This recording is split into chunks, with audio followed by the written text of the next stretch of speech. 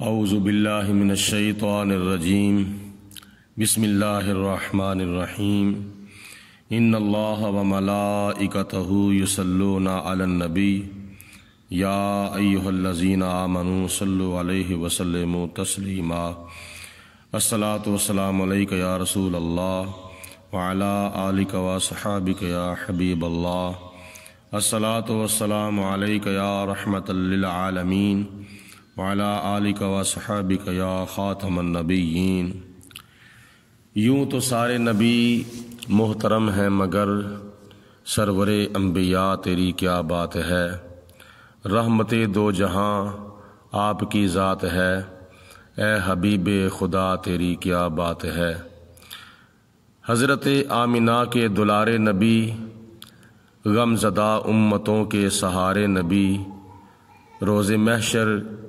کہے گی یہ خلق خدا، سب کے مشکل کشا تیری کیا بات ہے۔ اللہ تعالیٰ کی حمد و ثنا کے بعد حضور نبی کریم علیہ الصلوۃ والسلام کی ذات بابرکات پر ہدیہ درود و سلام پیش کرنے کے بعد آج تیسرا درس میلاد مصطفیٰ صلی اللہ علیہ وسلم ہے۔ نبی کریم صلی اللہ علیہ وسلم کی ولادت اور پیدائش بے مثل و بے مثال ہے۔ حضور علیہ الصلوۃ والسلام جب حضرت آمنہ رضی اللہ تعالی عنہا کی گود مبارک میں تشریف لائے تو روایات میں آتا ہے کہ حضور علیہ الصلوۃ والسلام نے ایسی کیفیت اختیار فرمائی کہ آپ کا سر مبارک یوں لگ رہا تھا جیسے سجدے میں ہے۔ تو شریعت کی اصطلاح میں سجدہ کرنے کے لیے جگہ کا پاک ہونا بھی ضروری ہے اور بدن کا پاک ہونا بھی ضروری ہے اور کپڑوں کا پاک ہونا بھی ضروری ہے۔ اور حضور علیہ الصلوۃ والسلام کا سجدہ کرنا اس بات کی دلیل ہے کہ جب دوسرے بچے پیدا ہوتے ہیں تو ان کو غسل دیا جاتا ہے۔ نبی کریم علیہ الصلوۃ والسلام کو ولادت باسعادت کے ٹائم غسل نہیں دیا گیا، بلکہ غیب سے آواز آئی کہ یہ خود بھی پاک ہے، اوروں کو بھی پاک کرنے کے لیے آیا ہے۔ اللہ تعالیٰ قرآن پاک میں ارشاد فرماتا ہے وَيُزَكِّيهِمْ، یہ تو اوروں کو کفر اور شرک کی نجاست سے پاک کرنے کے لیے آیا ہے، لہٰذا اس کو غسل کی ضرورت نہیں ہے۔ تو یہ ہے نبی کریم علیہ الصلوۃ والسلام کی ولادت باسعادت کے ٹائم بھی طہارت و پاکیزگی کا عالم۔ قرآن پاک کی روشنی میں اور حدیث پاک کی روشنی میں ہمیں اسلام نے اور ہمارے دین نے سبق دیا ہے کہ صفائی ستھرائی طہارت و پاکیزگی کا زیادہ سے زیادہ اہتمام اور انتظام کیا جائے، کیونکہ قرآن پاک میں آتا ہے، اللہ پاک ارشاد فرماتا ہے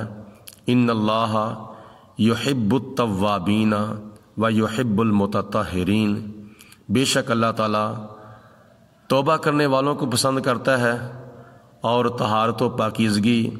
اختیار کرنے والوں کو پسند کرتا ہے۔ الطہور شطر الایمان، طہارت و پاکیزگی ایمان کا حصہ ہے، تو اس لیے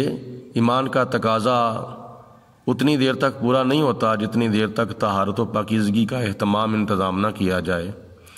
تو نبی پاک علیہ الصلوۃ والسلام نے دوسری حدیث پاک میں ارشاد فرمایا مفتاح الجنت الصلاۃ و مفتاح الصلاۃ الطہور، فرمایا کہ جنت کی کنجی نماز ہے اور نماز کی کنجی طہارت و پاکیزگی ہے۔ اگر نماز پڑھنے سے پہلے غسل واجب ہے تو غسل کرنا چاہیے، اور اگر غسل ہے تو پھر وضو کرنا چاہیے۔ اور بعض صورتیں ایسی ہیں کہ اگر پانی نہیں مل رہا وضو کے لیے یا غسل کے لیے تو شریعت مطہرہ نے حکم دیا ہے کہ اس وقت تیمم کر لیا جائے تو تیمم غسل اور وضو کے قائم مقام ہو جاتا ہے۔ تو یہ نماز کی کنجی ہے۔ طہارت و پاکیزگی کے بغیر نماز جو ہے وہ اللہ کی بارگاہ میں قبول نہیں ہوتی۔ نبی کریم علیہ الصلوۃ والسلام نے ارشاد فرمایا، مزید روایات میں آتا ہے کہ حضور علیہ الصلوۃ والسلام نے فرمایا کہ حببا الیہ من الدنیاکم ثلاث، مجھے تمہاری دنیا میں سے 3 چیزیں پسند ہیں۔ پہلی چیز پسند یہ کی کہ الطیب، مجھے خوشبو پسند ہے۔ تو خوشبو لگانا نبی پاک علیہ السلام کی سنت ہے، عطر کی شکل میں، کستوری کی شکل میں اور دوسری خوشبوئیں وغیرہ وغیرہ نبی پاک علیہ الصلوۃ والسلام کی سنت ہے۔ تو خوشبو اس وقت لگائی جاتی ہے جب بندہ پاک ہو، صاف ہو، طیب ہو، طاہر ہو اور طہارت و پاکیزگی کا اس نے خوب اہتمام انتظام کیا ہو۔ کبھی ایسا نہیں ہوا کہ بندہ گندا ہو یا اس کے کپڑے میلے ہوں یا جسم کے اوپر میل کچیل ہو تو بندہ وہ خوشبو وغیرہ لگا لے، ایسا کبھی نہیں ہوا۔ خوشبو لگائی اس وقت جاتی ہے جب بدن بھی صاف پاک ہو، کپڑے بھی صاف پاک ہوں، تو پھر خوشبو جو ہے وہ اس وقت لگائی جاتی ہے۔ مطلب یہ ہے کہ شریعت نے اگر ہمیں خوشبو استعمال کرنے کا حکم دیا ہے تو پہلے طہارت و پاکیزگی کا اہتمام انتظام ہوگا تو پھر خوشبو کو استعمال کیا جائے گا۔ اسی طرح نبی پاک علیہ الصلوۃ والسلام نے فرمایا کہ جس طرح ظاہری طہارت ضروری ہے اس طرح باطنی طہارت بھی ضروری ہے، اور جس طرح جسم کی طہارت ضروری ہے اسی طرح کانوں کی طہارت بھی ضروری ہے۔ کانوں کی طہارت یہ ہے کہ کانوں سے ناجائز باتیں نہ سنی جائیں، گانے بجانے نہ سنے جائیں، کنجری خانے نہ سنے جائیں، اور اس طرح کی باتیں، فوش بے حیائی والی باتیں سننے سے گریز کیا جائے۔ اور اپنے کانوں سے اگر سنا جائے تو اللہ پاک کا کلام سنا جائے، تلاوت قرآن سنی جائے، درس قرآن سنا جائے، اور واعظ و تقریر علماء حق کے بیانات سنے جائیں، نبی پاک علیہ الصلوۃ والسلام کی ثنا خوانی سنی جائے۔ یہ کانوں کی طہارت ہے۔ زبان کی طہارت یہ ہے کہ زبان کو زبان کے گناہوں سے محفوظ رکھا جائے، چغلی سے اور جھوٹ سے، غیبت سے، گالی گلوچ سے اور اس طرح کے زبان کے گناہوں سے اس کو محفوظ رکھا جائے، اور اس زبان سے اگر کی جائے تو اچھی گفتگو کی جائے، تلاوت قرآن کی جائے، اللہ تعالیٰ کی حمد کی جائے، نبی پاک علیہ السلام کی ثنا خوانی کی جائے، اس زبان سے ذکر و فکر کیا جائے، اور اس زبان سے ایسی ایسی باتیں کی جائیں کہ جو باتیں دوسرے جو لوگ آپس میں دور دور ہیں ان کو قریب کیا جائے۔ بشرو ولا تنفرو، حضور علیہ الصلوۃ والسلام نے فرمایا کہ ایک دوسرے کو خوش کیا کرو اور ایک دوسرے کے درمیان نفرتیں پیدا نہ کیا کرو۔ تو یہ زبان کی طہارت ہے۔ اور آنکھوں کی طہارت یہ ہے کہ آنکھوں کے گناہوں سے بچا کے رکھا جائے، یعنی فوش پروگرام نہ دیکھے جائیں، گندے پروگرام نہ دیکھے جائیں، اور غیر محرم کو نہ دیکھا جائے، اور اس اپنی آنکھ سے اگر دیکھا جائے تو اللہ کا قرآن دیکھا جائے، والدین کی زیارت کی جائے، بزرگوں کی زیارت کی جائے، یعنی جن باتوں سے نبی پاک علیہ السلام نے منع کیا ہے ان باتوں سے باز رہا جائے۔ تو یہ آنکھوں کی طہارت ہے کہ آنکھوں کے اندر شرم و حیا پیدا کیا جائے، اور بڑوں کے سامنے بات کی جائے تو نظریں جھکا کر بات کی جائے۔ تو اسی طرح اپنے ہاتھوں کو پاک رکھا جائے، یعنی چوری سے، ڈکیتی سے، ظلم کرنے سے ان ہاتھوں کو پاک رکھا جائے، اور ان ہاتھوں سے اگر کیا جائے تو والدین کی خدمت کی جائے، رزق حلال کمایا جائے، ان ہاتھوں کو ناجائز کاموں پر استعمال نہ کیا جائے۔ تو اپنے دل کو اور اپنے دماغ کو بھی صاف اور پاک، طیب و طاہر رکھنا ضروری ہے۔ اپنے دماغ کے اندر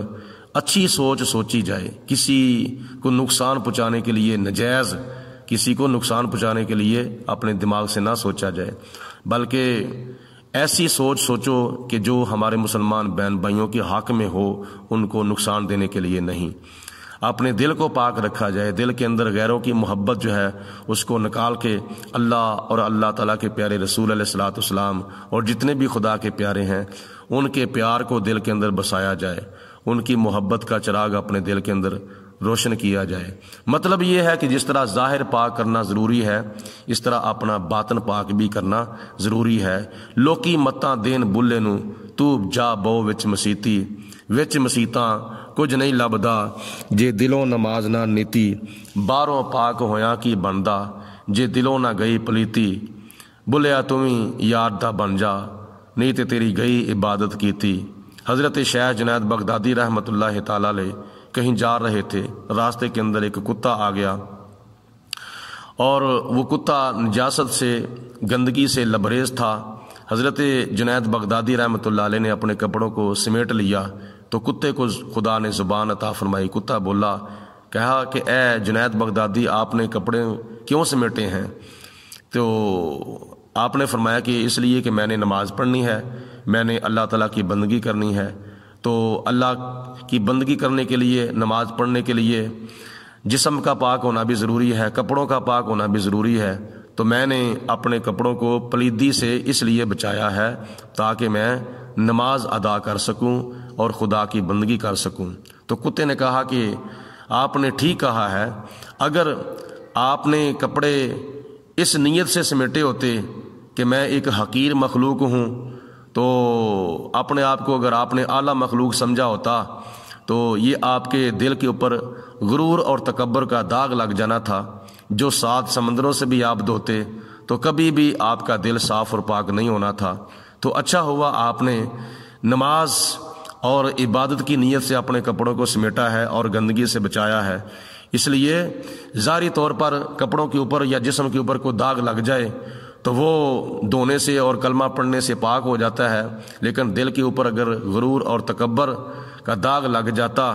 تو پھر وہ 7 سمندروں سے بھی بندہ دھوئے تو وہ کبھی دھل نہیں سکتا۔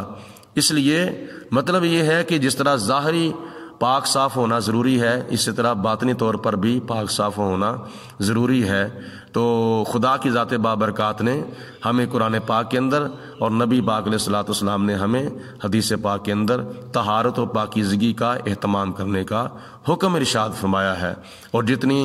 دیر تک یا جتنے وقت تک بندہ صاف اور پاک رہتا ہے اور باوضو رہتا ہے تو اتنی دیر تک وہ بندہ سکون میں رہتا ہے اور کئی آفات و بلیات سے محفوظ رہتا ہے، اور اللہ پاک کی رحمتیں اس کے اوپر چھما چھم نازل ہوتی ہیں۔ اور